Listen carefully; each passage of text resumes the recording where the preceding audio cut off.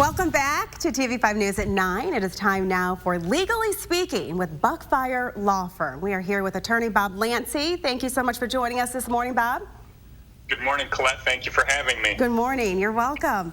Well, after the unprecedented flooding right here in mid-Michigan, it's really important for people to know their legal rights. So can you tell us who can file a claim? Can those who lost property value make one?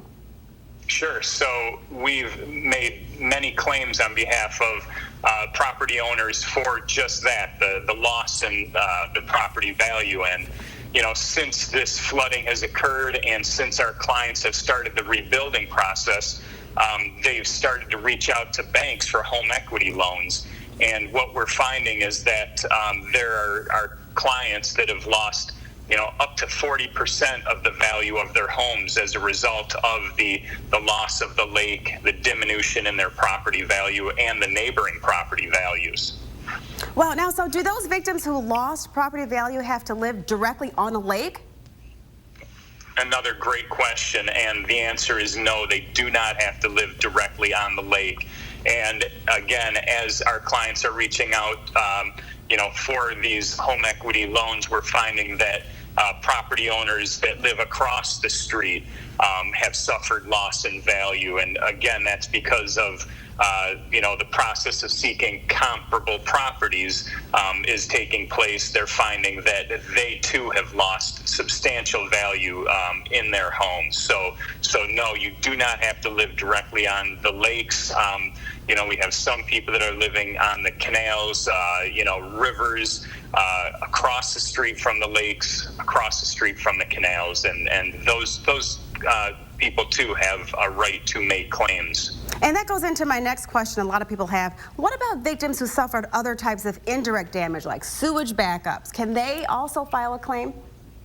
Absolutely. And so initially, one of the concerns, for us as attorneys was making sure that we met all of the required notice requirements for making claims that relate specifically to sewage backups. And that's what we discussed during our last segment was, this 45-day requirement. What we're also looking into is that there may potentially be an extension of that 45-day period based upon the COVID crisis and the governor's stay-at-home orders. A lot of legal notice requirements were actually extended by the governor. So again, we're encouraging everyone who's been affected, whether it was a sewage backup alone or flooding alone, that they seek out counsel and continue to pursue these claims. Attorney Lancey, now there are other folks out there. What options do like renters have and business owners? Great question. And so we've made claims and filed suit on behalf of renters, and obviously they don't have interest in the properties, but they've suffered a lot of loss from the standpoint of personal property damage. So, clothing, electronics, losses like those.